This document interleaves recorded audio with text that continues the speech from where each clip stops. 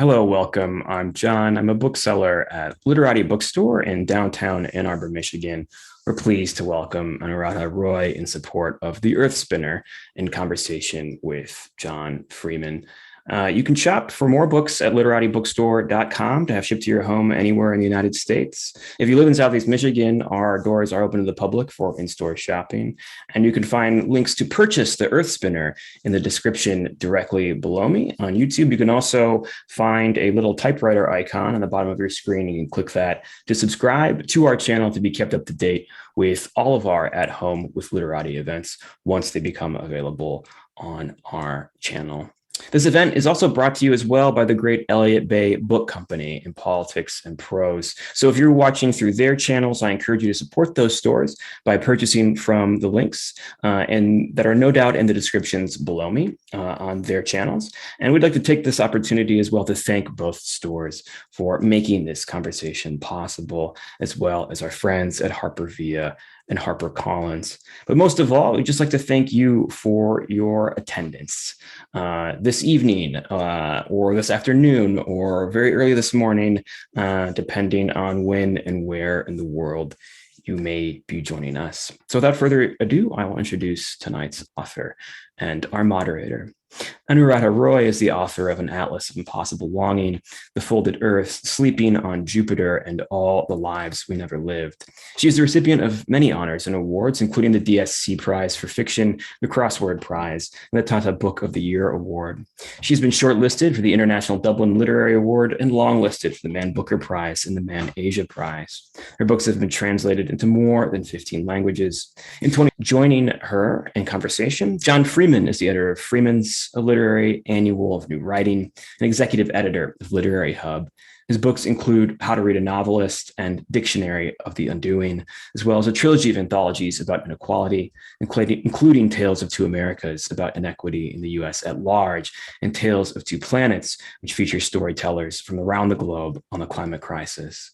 Maps, his debut collection of poems, was published in 2017, followed by The Park in 2020. His work has been translated into more than 20 languages and has appeared in The New Yorker, The Paris Review, and The New York Times. He's the former editor of Granta and teaches writing at NYU.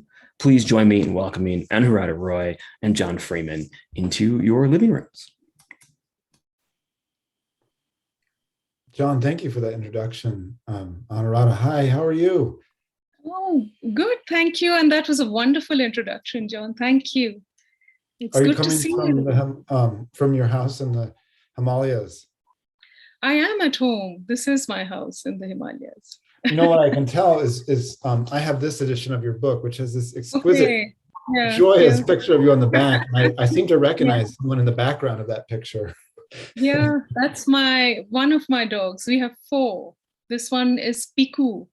And we found her on the road up to the mountains. When we were driving up, we had just lost our dog about 6 months before that, our first dog, and had sworn never to have a dog again. And then there was this little puppy on the highway wandering in the rain alone. So we opened the car door and here she is. She's 7 years old now. Oh my God. That's strikingly similar to something that happens in the Earthspinner, in which a dog, which has been let loose along the roadway by a kind of traumatic event, chooses one of your characters to be his keeper. And they do choose us, I think they do. Yeah, and I wonder if you can talk a bit about that, because I think we always assume as people that we are the agents of choice in the world, but animals also have their own way of choosing. And I wonder what happens when you put that into a novel. Yeah, in fact, the way the potter finds the dog in the Earthspinner is when he is out in the forest cutting wood and he hears a kind of noise he takes to be an animal of some kind or a spirit. He doesn't know what it is. And then he finds this puppy and he picks it up and brings it home for reasons he can't fathom himself, because he's in India, you see stray dogs and puppies all over the place. In fact, when we picked up this little one from the road, many people said to us, what made you pick her up? There are puppies and dogs all over the place, but it really is something you can't explain. It's quite inexplicable. But the place where he picks up this puppy is in the forest. And actually, what had happened to this puppy is something that didn't happen to us, but like with a lot of fiction, you wonder, what if? And it was really a quite frightening thing that had happened to me and my husband many years ago. We keep doing this drive down from the mountains to the plains, and it passes through lots of very small villages and towns and long stretches of highway which are depopulated. And this dog wanted to go out of the car, as dogs do. She suddenly started pawing, and it was dusk, and I got out of the car. And I took the dog a little way into the forest. And then when I turned back, I saw that a motorbike had stopped next to our car, and there was something going on at the car that I couldn't hear at my distance. And I just felt panic stricken because it was completely empty, and there was this forest with nobody around, and there were these men, and anything can happen in certain parts of India at certain times of the day. So at that moment, I thought they were going to do something to Rukun, my husband. And I began to run back with the dog how would I have stopped it even if I had reached? But actually nothing happened. They just drove away. And when I reached the car, then Rukun said to me that they were policemen who had stopped to say, you should not be stopping here because this is not a safe area. So please drive on. But that incident kept playing in my mind for years later, when I kept thinking, what would have happened if they were not policemen, but the very people the policemen were telling us to be careful about? So in the middle of this was our dog, and that's how this whole scenario started off. Well, to bring this back to the book, for those of you who are listening, the Earthspinner begins in relatively the present day, and Sara is a student at English University. She's come from India, she's Muslim, and she's working in a pottery studio, and she's learned her skills as a potter from a man that she grew up with named Elango, who was a rickshaw driver, and also a potter. And in the book, Elango essentially comes upon this dog in the woods, who ends up connecting him to all these other people around him, not just his sister-in-law and his brother, who really don't like the dog, but these kids who he takes to school every day. He winds up giving the dog to during the day, so that the dog isn't beaten or kicked out of the household where he's living. And one of the wondrous aspects of this book is showing ways that people are connected, and unlikely instances of chance. And so this dog becomes one of the ways that they are connected. And then the other ways that people are connected are through acts of mentorship and teaching and generosity. And I'm going to ask you about this, Anuradha, because we've recently come to a period in which it's probably going to continue for many years, in which teachers who are toxic, Mm-hmm.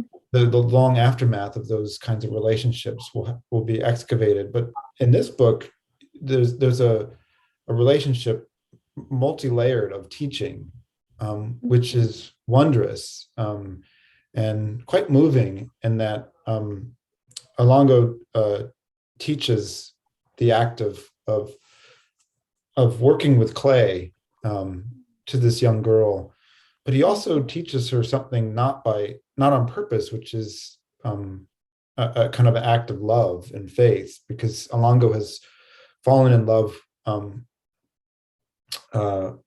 with a woman who he's not allowed to date, and this girl who's watching him watches the way that he proceeds to offer himself to this love. And I wonder if you can talk about the ways that people are connected in this book through teaching and observation, because that seems to be a new element to your work, even though you've written about creating and filmmaking, other things before. This act of teaching in this capacity is new for you. It is. You're right about that. And when the book opens, we find Sara, the girl, slightly older. She's at university, but she's feeling quite adrift and lost because she's gone abroad for the first time, and she has recently lost her father, who has died just months before she's gone abroad. So everything adds up to her feeling extremely alone and slightly afraid abroad. And the refuge for her is this time in her childhood when she learned pottery from this neighborhood potter who used to also take her to school in his auto rickshaw, because village pottery of the artisanal kind that he makes is simply not paying enough to pay his bills. So he does a bunch of things to make life happen for him. And he has spotted in this girl, when she was very little, some potential that he wants to encourage. And he has taken on this child as his student. And that's quite unusual in India, because pottery is a very, it's a profession that's restricted to really the community of potters. It's unusual for girls or people from other classes to get into it in that way. And this is already something that melts a kind of class barrier between them. And then there comes this dog who, as you say, he leaves at her house during the day. And so they share this dog. And all of this together makes them into a kind of unit which is not family, not friends, but something else, which includes caring and teaching. And these are things she observes and learns from a very young age through his relationship with this Zohra, who's a Muslim. Elango is a Hindu. Sara is a Hindu. And she's too young to know that these things can become a matter of life and death. So as she, she's in her teenage years when we meet her as a student of Elango. And she is going through all sorts of adolescent turmoil, sexual confusions of various kinds, which she's also learning about through this relationship, which she observes Elango having with Zora, because she's very often with them and they disregard her, as adults tend to do when there's a child. So they are quite relaxed when she's around. And so she learns much more than pottery when she is around with him. Yeah, I made the mistake of saying that she was Muslim. She has won a scholarship for Muslim girls to university. Yes, she goes to a school which is for Muslim girls, but she goes to that school. Yeah, she's very hybrid in that way. She lives in many different worlds. So she's, in many ways, she's like the dog Chinna, because the dog also inhabits all these different classes. And I mean, obviously the dog doesn't care as long as somebody is affectionate and loving to the dog. So he moves freely between classes and people, almost as Sara does as well. Yeah, it's funny, when you first introduced Chinna, Chinna's a puppy, 6 months to maybe a year old, and then eventually Chinna gets older. Elango gives Chinna to Sara and her sister. Chinna gets fed well, then Chinna becomes kind of neighborhood royalty and sort of walks around the neighborhood, sort of allowing people to bestow him with gifts and food. And I love the way that the changing fortunes of Chinna, it shows how with adaptability comes a certain resurrection of innate qualities. And Mhm. throughout the book, there's this kind of meditation on innateness. Elango believes that deep down we're all sort of terracotta, and that's sort of his philosophy of humanity. And Mhm. meanwhile, in the book, politically, different things are happening, obviously. Yeah. And I wonder if you can talk a little bit about that, because your book exists within a political world, but it's making its own very, very, I would say, humanistic statement about how people, without the molestations of Mhm. concepts, behave amongst each other. I think that you're that's a lovely thing that you've pointed out, because many people see my writing as extremely political, and uh, particularly when I talk to journalists in the West, they go on asking me about caste and the position of women and so on and so on. Maybe because they haven't read the book when they are asking me questions. So they just expect me to be a kind of very articulate informant, native informant of some kind. But uh, I think that, and I mean, there is a certain kind of oppression many people writing in what is the global south feel about responding to what is around them, what is externally political, and there's no getting away from it. And I think that that lends, certainly in my case, I feel it does lend my work a kind of urgency it may not have otherwise had. But I think that in the Earthspinner and in my other books, while there are quite strong political threads, the book is not a political statement at all. And it has a lot of what you're calling humanistic. These are sort of quieter things. These are things to do with the love somebody feels for a dog, or the need to create art of a particular kind, even if you know it will land you in trouble, which is, of course, it's indivisible from the political, but it's also something deep inside you. Or it's the bond between the father and the daughter in the book. And all these quieter things are also political in their own way, but because they are seen as sort of domestic, they tend to be ignored when people are thinking or talking about the book. But to me, those are really the important things in the book, which create the whole world of the book, in which people are thinking and talking to each other and being with each other in ways that transform them.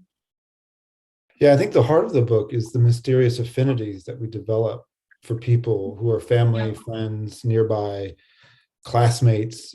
Sara has a friend Yeah. who is from Malaysia, who's Yeah. also working in a potter studio that she's quite drawn to. And one of the great gifts of this book is to describe in terms that are quite physical, and the seduction of those relationships, whether it's Chinna seducing essentially Elango, and which is one of the most beautiful descriptions of how a dog and a person slowly kind of fall into a bond together. And it happens over the course of just a few pages, where he's sort of convincing himself that he's driving back to town to find a place to drop this dog, because he doesn't need this dog. And by the end of the drive, in which he's also thinking about Zora, this is Elango, he suddenly has decided, all right, I'll just bring it home and keep it. And by the end of the sequence, he's chewing up stale roti and spitting it into his hand and feeding it to the dog, which is saying, thank you very much. And I think there's something in this book about connecting these forms of care and affection to the creative act of making something with clay, and how it involves patience and craft and layering, and something quite mysterious. And I don't want to draw out the metaphor and make it too too stark than it, more stark than it actually is. But I guess I want to ask you, how is the how is pottery as a metaphor operating with what you're describing in your characters as they learn to care and love and just be around each other?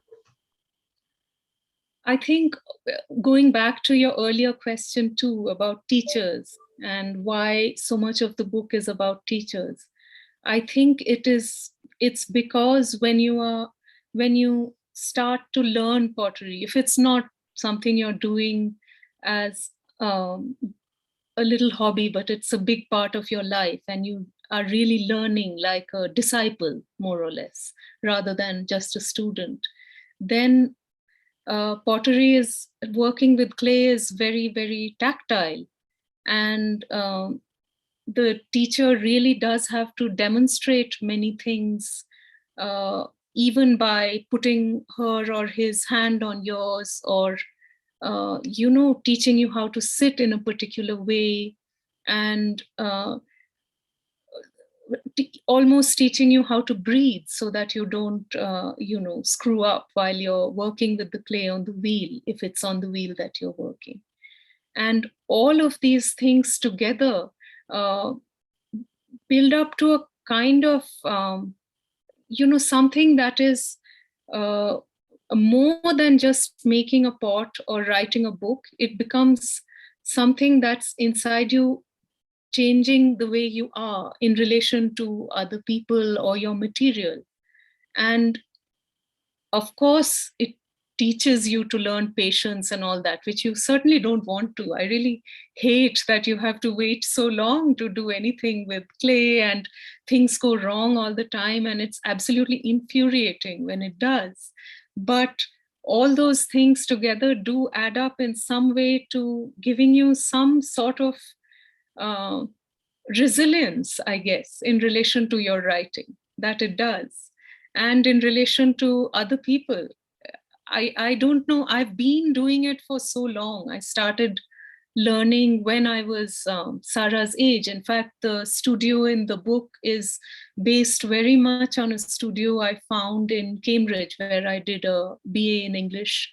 And one of the things I used to do was to go to this studio on, what was it, Trinity Street, I think, in the basement, where you could be by yourself and make pots. There were no teachers.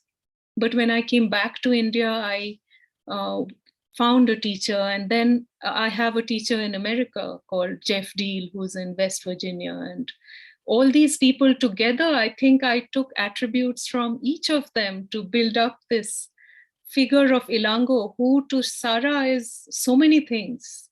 He is a teacher, he's a friend. In Cambridge, she even feels attracted to him, of course, because she is a very young girl at that time. So I tried to imagine what it might have been for her to have her whole world knitted around this relationship of the teacher and the student. So your life as a potter began before your life as a writer. It did, yes. But I can't say that I've, maybe I don't write great books, but I make not at all great pots. I make sort of medium good pots. I want to ask you about this construction of this book, because you do something I love, but which creative writing teachers always say is a no, which is you're narrating in first and third person. Okay. And then you also have letters. Sarah's mother has a kind of agony aunt column, which I quite love, which involves everything from sort of street crime to, moral advice. Yeah. And she gets a letter from the woman who survives this attack in which their dog runs off and is asking for help in finding this dog. And so you sort of get Chinna's backstory through these letters. And then eventually Chinna himself has his own point of view. And I guess I want to talk to you about narrating in those multiple points of view. I know you've worked in the past as an editor for Oxford University Press. Yeah. Where do you find and take this freedom as a novelist? Because it works beautifully, but it feels it feels like there is risk there. Yeah. Yes, and many people don't like it.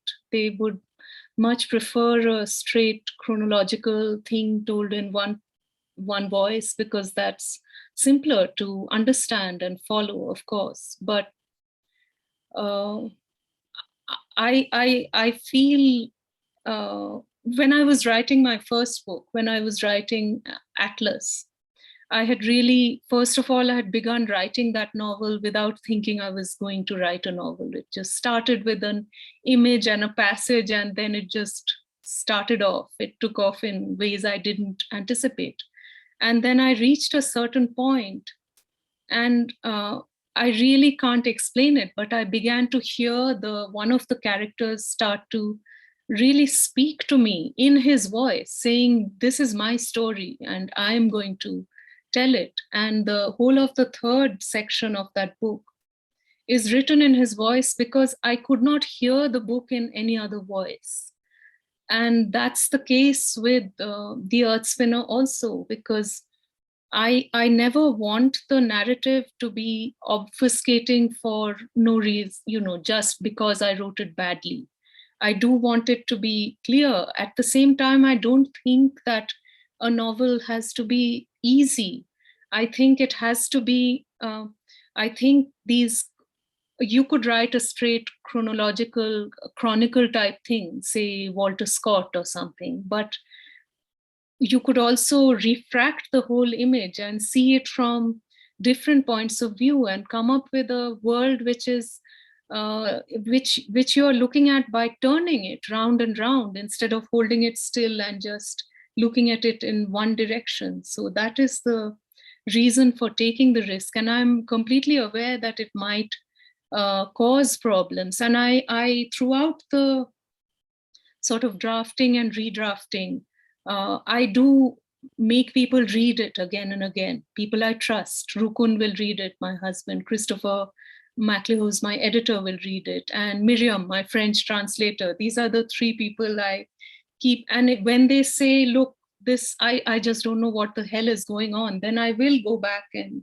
work on it again. But ultimately, I do want to tell it in ways that are interesting to me. Otherwise, I'd just be too bored to write the thing. Oh, I love that though. The other thing I feel in your work, not just in this book, is an extremely acute memory for what it feels like to be a child. And I'm curious what your experience of experience is like, if you can describe that, because I feel like you, more than almost any writer I know, can recall the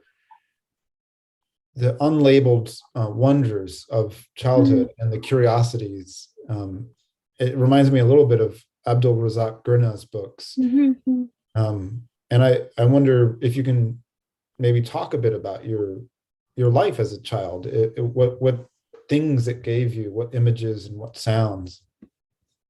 I think I do draw from quite a lot of it, because I'm one of two. I have an older brother, and my father was a geologist, as Sara's father is in the book. And my father used to go away on these field surveys. So 6 to 8 months of the year, he would be gone. And when we were little, when we were very not school going, to some of these postings, we were allowed to go with him. So my mother and I was a baby in the tents. So we were in Sikkim and really wild, out of the way places. So we'd live in these tents, and my father would be working, but we'd just live in the tent and whatever. It was like normal home. And my brother, when he was That's an first... incredible thing to do with children. That must have been, Yeah. you must have had so much fun.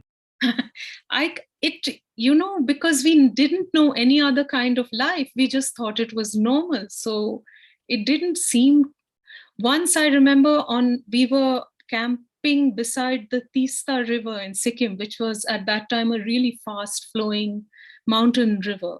And my mother had to wash clothes in that river because there was no other place to wash clothes. And my brother and I were asked to sit nearby and to shout if she fell in. So we just sat and we thought, okay, we'll shout if she falls in. But that appeared to us quite normal. And when my brother was brought to an actual house, he couldn't walk on the floor because it was too smooth and shiny for him. So at the end so of all this, yeah. wow. So to you did your father, in the book, Sarah's father, Yeah. sometimes puts them to, well, he Yeah. reads from his geology books. And Yeah. so the world of plate tectonics and Yes. Pangea and all these Yeah. sort of long ago kind of Yeah. supercontinents are Yeah. as close to them as some of the details of modern India. And I wonder, did you have that same kind of the imagination? That part of the book, because I lost my father very young as well. I was 19 when he died. And this narrating of the geology that he does to them, that part of it is very autobiographical, in fact, because he did do that to us. And when we were little, we literally used to fall asleep with boredom. And at the same time feel fascinated as well, because he'd show us pictures of these continents and how they fitted. But I think it just lodges so deep inside you that when you're decades older, you can kind of go back there and pull it out again. And that is what I find with many, when I'm writing about children, it's not as though I'm drawing from my own life each time at all. But I think sometimes I think that if you're writing fiction, of course, you need a kind of fictional intelligence which has to be there, but you need a kind of foolishness as well, a kind of stupidity or naivety or incessant curiosity which stays with you, so that you're able to see the world in that way, particularly, of course, if you're writing a child, but just in terms of observing things. I don't know if you agree. I don't know whether that makes sense. Absolutely. No, it makes very vivid sense. Just as, the dream that Elango has of this sort of flaming horse, which comes to him. It seems completely natural, and in the sense that he's made a life of being closer to those feelings than most, because he's an artist. And it sort of calls forth this story about the way that the passions of, is it which maybe you can tell it. Yeah. Oh, well, the story of the horse is that there's Lord Shiva, who's one of the great trinity in India of the big gods, and he is always depicted as very, very passionate and liable to fly into a rage. And when a god flies into a rage, he basically can burn up the whole universe. So here Shiva has, it's to sort of calm him down, that the other gods remove this whole rage and passion from him, deposit it into the mouth of a horse, a mare actually, and this horse is then submerged under sea, and there it wanders. And sometimes I feel this is a kind of, it almost feels like a description of climate change or something now when you read it, although this myth is very old, that this horse is currently wandering below water, breathing a very quiet kind of fire, but that this fire is growing bigger and bigger, and one day it'll wipe out the whole world. That the rage has just temporarily been subdued, but it's going to explode again someday. I find that image so incredibly. Ever since I've read your book, it comes back to me at odd times. I mean, just like you once wrote a piece for an anthology I edited on climate change, about a nearby village which was submerged in the creation of a dam, and that in the submersion of the village clock tower was also submerged, and that you could kind of go to this newly created lake and hear this clock tower sort of chiming. It made me want to ask you about sort of about what your, not theory of, but what your feeling of imagery is, because this book is full of these images of fire, of rage, of submersion, that seem to have this almost supernatural power. And I wonder if you have a feeling about how stories that we grow up with, inherit, and also then recast or create, how they can channel those images, and what it means to carry those images in a almost secular way. Because I mean, this is not necessarily a secular book, but it's a book in which religion is one of those fires that is sort of temporarily doused by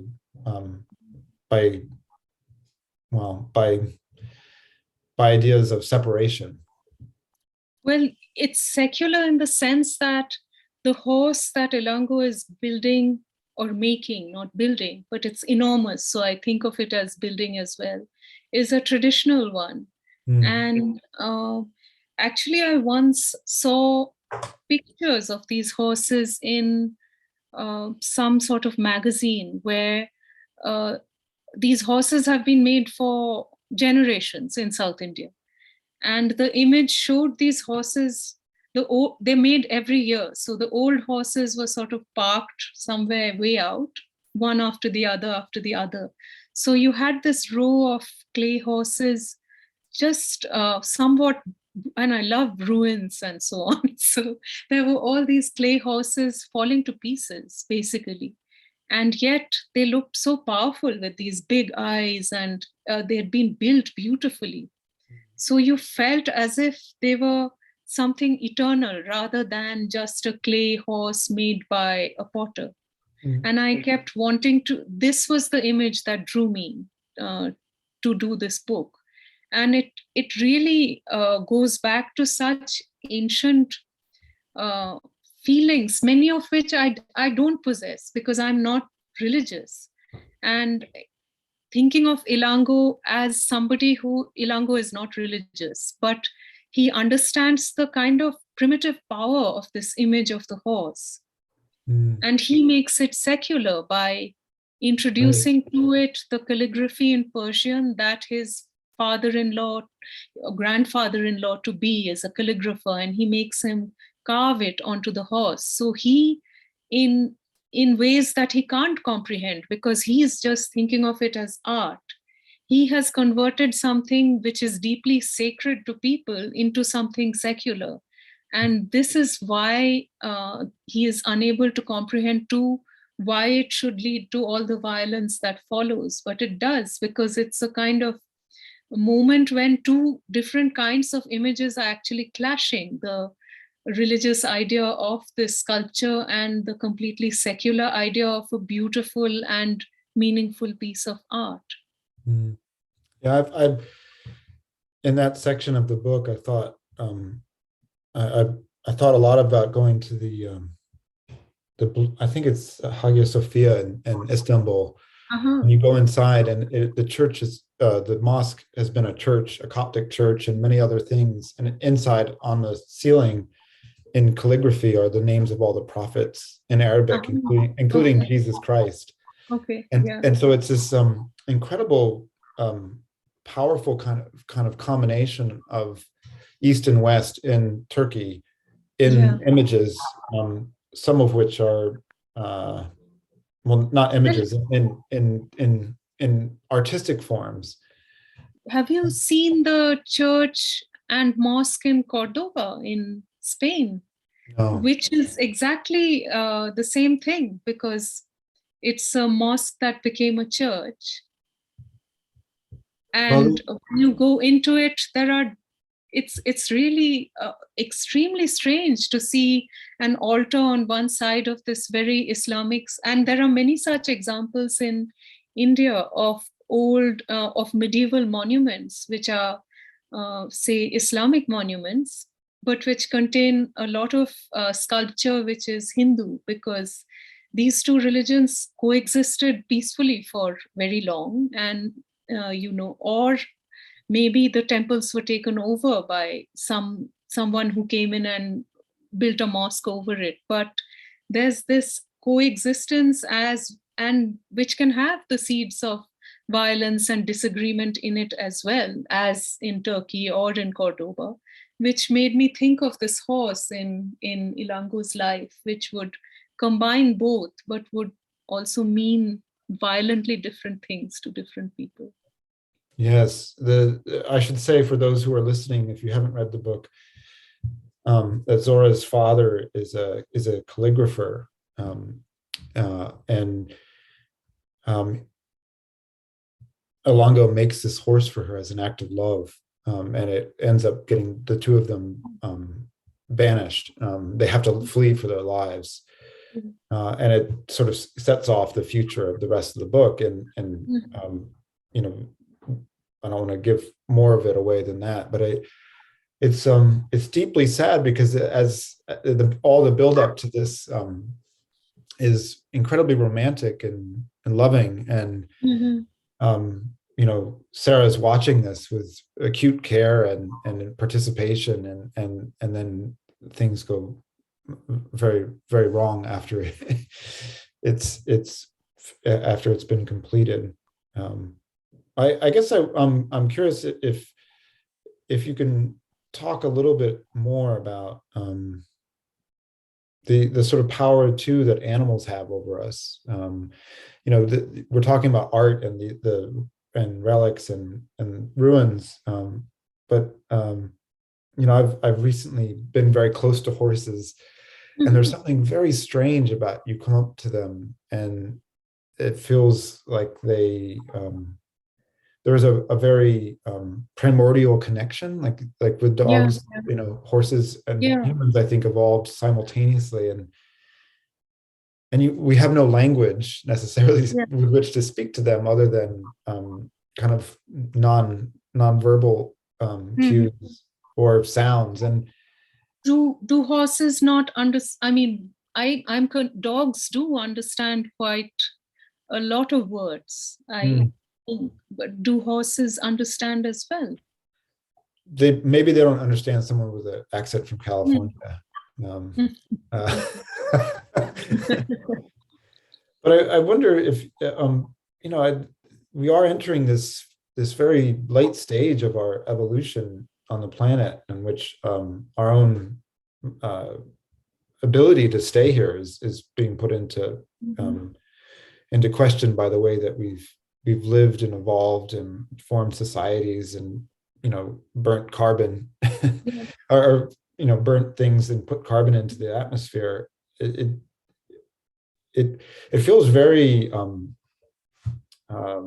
powerful to bring animals in at such a fundamental level to a book. And typically in books that exist in this space, the space that you would call climate meditative, animals are, bad things are being done to animals, and that's not the case here. It feels like the animals are operating in a mythological, kind of almost psychological sphere. And I guess I want to ask you about that, and how you think they can impact our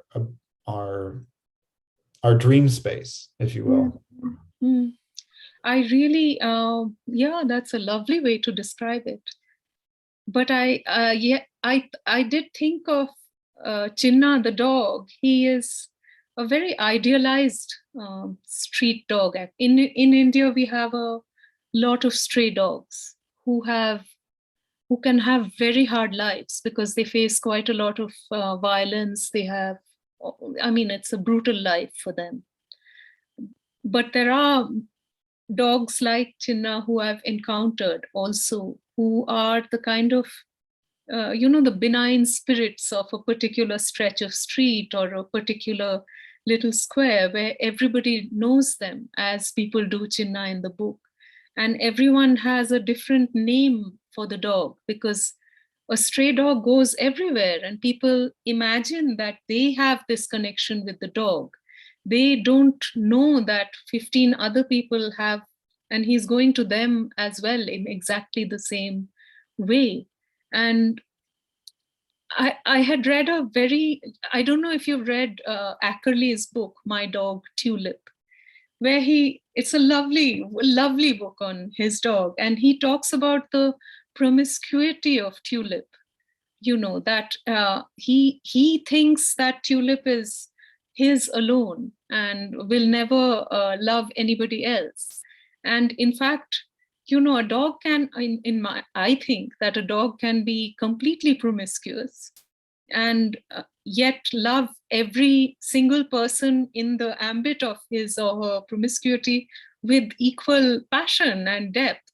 And so I thought of Chinna as this dog who would love everyone, but everyone would also love him back. And he really, despite going from person to person, he goes out with the blind calligrapher as almost his guide dog. He walks him from place to place. He belongs to the potter, but he lives with the girls, and he wanders the neighborhood, but he comes back home to sleep. I wanted to imagine the life of an Indian stray as this is how it could be, and that they are so much a part of our lives as something, as creatures who add something we can't measure and we can't fathom. And yet when it goes missing, then your life is empty without that element in it. It is the most beautiful deployment of a dog in a book that I've read in quite some time, in the sense that not only is the dog given the dignity of that dogs have, whether or not they're yours or someone else's or the streets, but it's that very endless capacity to be. I think dogs can be quite zen because they are dependent on humans for food.